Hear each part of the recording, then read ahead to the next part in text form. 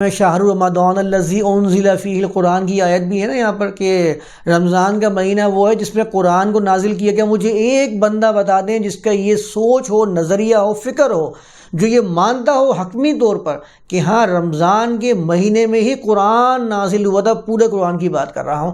یہاں پر قرآن القرآن کا لفظ آیا ہے. یہاں پر یہ نہیں ہے کہ قرآن کا نزول شروع ہوا تھا، ابتدائی قرآن نہیں لکھا ہوا. مجھے ایک شخص بتا دیں جو اس بات کو مانتا ہو کہ قرآن رمضان کے مہینے میں نازل ہوا تھا.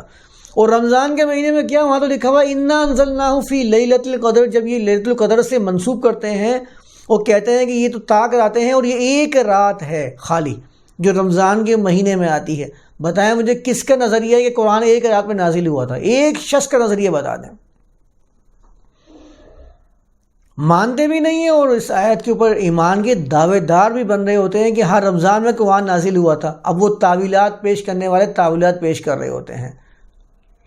مشکل ہو گیا نا معاملہ کہ رمضان میں کیسے نازل ہو گیا بھائی؟ ایک ہی مہینے کے اندر یا ایک ہی رات لیلۃ القدر کے اندر. تو مشکل تو ان کو بھی پڑی تھی. انہوں نے کہا کہ رمضان کے مہینے میں ابتدا ہوئی تھی. دکھائیں مجھے کہاں لکھا ہے اس میں کہ رمضان کے مہینے میں ابتدا کی گئی تھی. کہتے ہیں ابتدا جو ہے رمضان کے مہینے میں ہوئی تھی، پھر وہ 23 سال میں نازل ہوا ہے.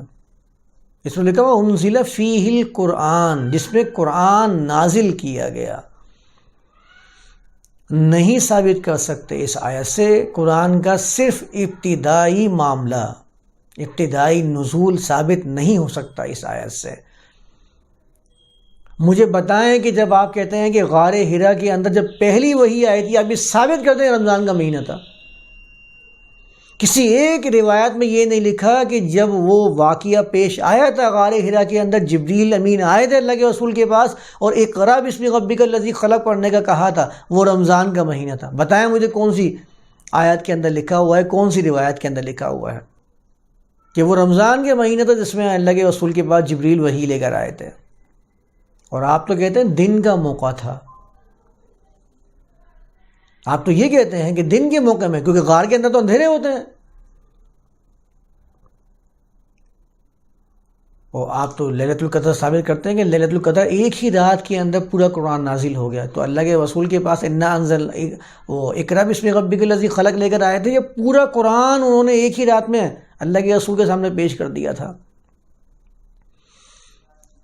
پھر یہ بتاتے ہیں کہ نہیں، ایک رات میں تو آسمان دنیا پہ نازل ہوا ہے. وہ تفسیر ابن عباس لے کر آتے ہیں، کہتے ہیں پہلے آسمان پہ نازل ہوا تھا، پھر وہاں سے وقتاً فوقتاً نازل ہوتا رہا. وہ عرصہ 23 سال کا ہے اور وہ عرصہ لیلۃ القدر کا ہے. وہاں بھی لکھا ہوا یہ نہیں ہے. اگر آپ اس روایت کو بھی کہتے ہیں، وہاں یہ نہیں لکھا ہوا کہ لیلۃ القدر کا وہ موقع تھا جس میں وہ قرآن پہلے آسمان میں نازل ہوا تھا. کہیں بھی آگے بات نہیں ٹھہر پائے گی. تو ساری روایات اور وہ باتیں تو میں الگ کی کروں گا، جس پہ ہم پہلے بھی بات کرتے رہتے ہیں کہ ان روایات کے مجموعے کی حیثیت کیا ہے. کچھ بھی نہیں ہے.